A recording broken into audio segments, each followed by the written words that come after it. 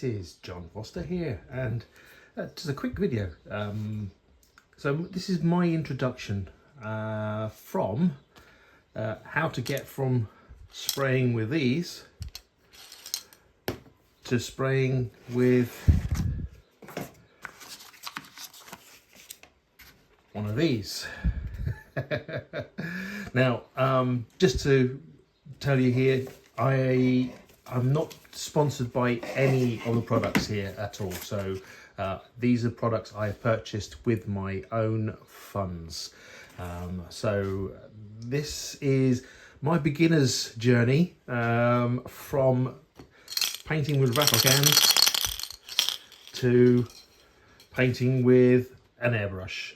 And I've kind of been doing a little project here with this great body, and it's been a little bit of a challenge to get from one to the other. And of course, I've not been spraying in this room, I've been spraying downstairs in the garage, but it's a nice quiet room, so I thought I'd come and show you guys how I did it and what I did. So it's a small video really in that respect. Now, first thing, equipment.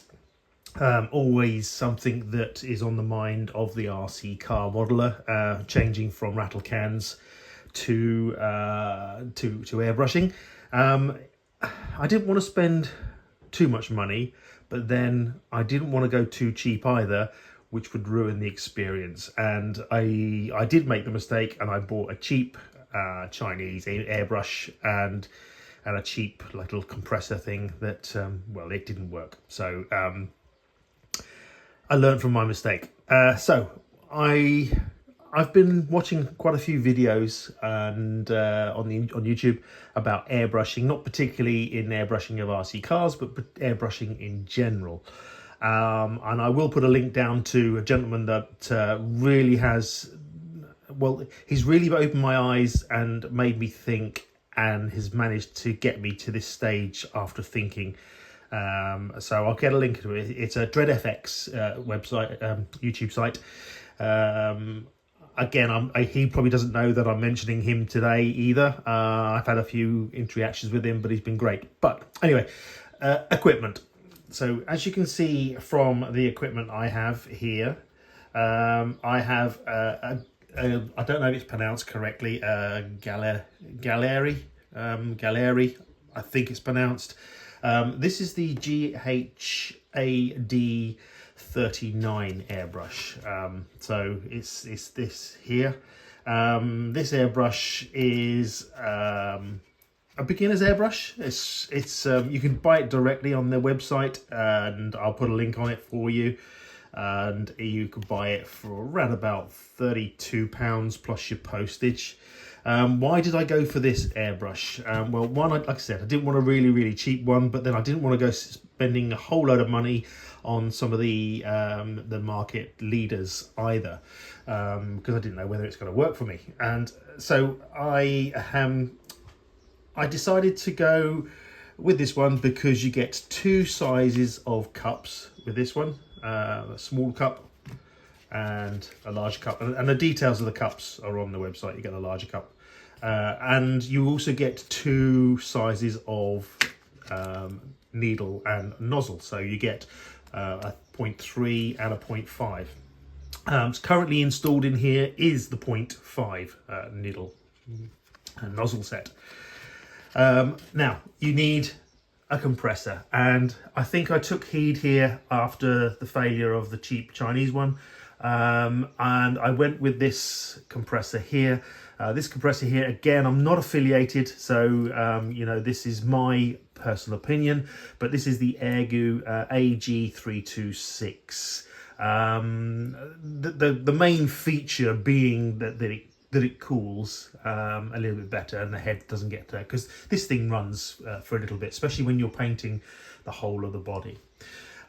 So this has also the facility to check the pressure, and you can adjust the pressures. You get a pressure gauge, you get the adjustment of the pressure. You pull this up, adjust the pressure. Trying to do it one-handed when you're holding the camera is not easy. And you've got the moisture trap here, and then you need a hose line here. I just bought a basic hose line here with an inline filter as well, so that you don't get any moisture in your paint.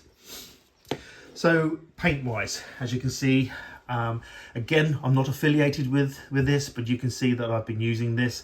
So paints do need to make sure you're using paints for polycarbonate bodies, and this is where the information I got from DreadFX really did count, especially when I wanted to do the finer details around the windows and things like that. This is where his advice was really valuable. I took the advice of thinning the paint, so you would need to buy your colours, whether they be solid colours or whether they be pearl or translucence, etc. And this is where you have to experiment with your paints. So this is the appropriate thinner and reducer you get with when you buy your paints, and you can see here in the UK this seems to be one of the only ones that they're guaranteed to work with polycarbonate bodies. So I've gone with the Hobbynox range of paints. Now Hobbynox range of paints, very good. You do need to use the thinner. Now I started off with a paint mix of 1 part paint, 1 part thinner, which worked really well in my 0.5mm needle airbrush. However, I kind of noticed that even with the pressure down really low, and this is where the thinning and the pressure ratios really matched, I found it was a bit too thin for me. So I slightly played around again and using paper and whatever to have a look and see how the paint flows, etc. I finally got a ratio here when I wanted to bring the pressure down low. So remember here, I'm bringing the pressure down a lot lower than what they say on here. So it says on here that 2.8 to 3.5 bar, which is, if you look at that, that's around about 40 psi to 50 psi. And I didn't want to be spraying at that high pressure because I was to do detail work first. So I used the paint mixture here of 2 parts paint to 1 part thinner. And that seems to work well in my Gaarhleri GHD 39 with the 0.5mm needle. And I'll show you the result here from spraying this white, because I've got another body that that I've been practicing on, and this body here where this is my very first practice body for this one, and it really has come out white. I've got to take the polycarbonate the cover off, but yeah, so that really did come out nice. So I've sprayed this white in those ratios, and then I've backed it in black. Now again, I didn't want to spray at the really high pressures, so again I used my same mix, my mix of 2 parts to 1 part, so 2 part paint to 1 part thinner, seems to flow really well and atomize really well through the airbrush. It seems to work really well. Now the thing is here with the Hobbynox paints is, yes, they work on polycarbonate, they stick to polycarbonate, etc., and no problem. However, there is this slight issue where you need to protect that paint from being knocked from within. So it's okay you spraying the inside here. If you start rubbing inside here without the clear coat on, which is what I'm going to show you next, it rubs off and can be scraped off quite easily. So plus a real definite yes, you have to, as far as I'm concerned, in my opinion, once you finish spray painting and doing your body, whichever you need to do and how you want to paint it, back it in black, back it in silver, whatever, or you're backing in white, doesn't matter what color you're backing it in. Once you finish with your backing, you do need to do the clear. And this is the airbrush clear coat. Now, this isn't a clear coat that, as in, gives you a shiny coat. That's not what this is for. Now, what this really does is it hardens the paint inside. It hardens the surface inside and protects the inside from being scuffed or rubbed or whatever against anything else. And that works. So definitely 2 part paint, 1 part of your reducer, and I find that works well through my 0.5 needle airbrush, and I've been spraying my paints around about, believe it or not, 25 to 30 psi. So for the really fine detail around the windows, really knock it down to 25.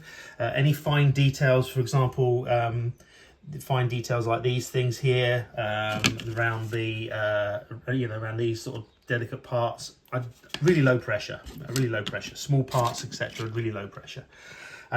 You can crank the pressure up on the base coat when you're doing the base coat, because you don't need to worry too much about overspraying. You can crank the pressure up if you wish. Then you can really put it up to 35 or even 40 psi, and then you could probably get away with using your paints at a less thinning ratio. So if you crank your pressure up to about the 40 psi, which is the 2.8 or 3 bar, you could probably get away with a 10% mix of paint to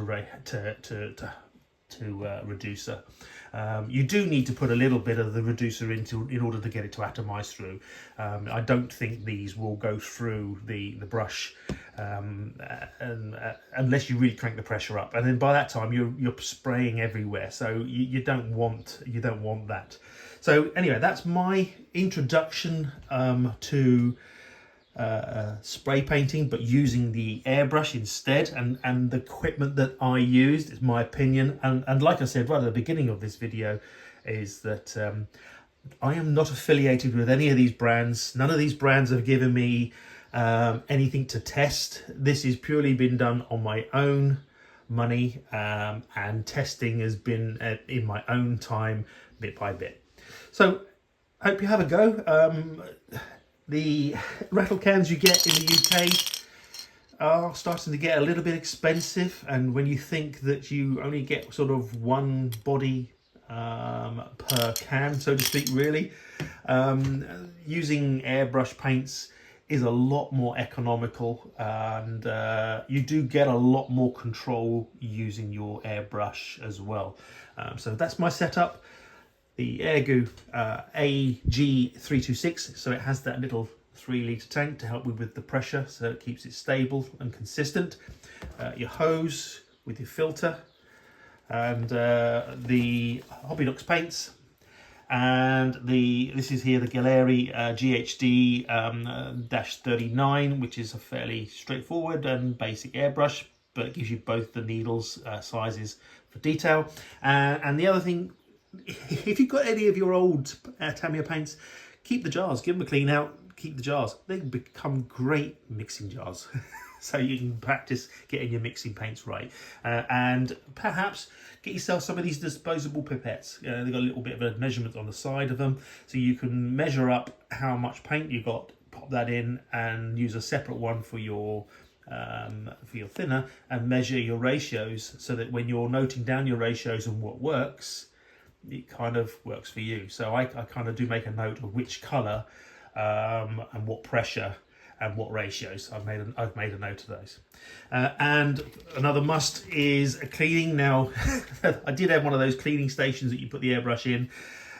Coming upstairs to bring it upstairs, I dropped it and broke the glass. So I've got to buy another one. But you do need a cleaning station, and I do recommend getting these little cleaning brushes, because they're great for cleaning your airbrush out, because the secret of airbrushing is keep your airbrush clean and go through the cleaning routines. But if you go and have a check out DreadFX, he'll show you, and that's where I learnt it from. He'll show you where you and how you and what you do with an airbrush and paints, and get you in there in the basic rolling. Okay, anyway, thanks for watching. It's a bit of a long video. It's almost sort of 15 minutes there, but hopefully it's of great detail, and perhaps someone might have a go at changing to airbrushing. Do take care, and I'll see you on the next one.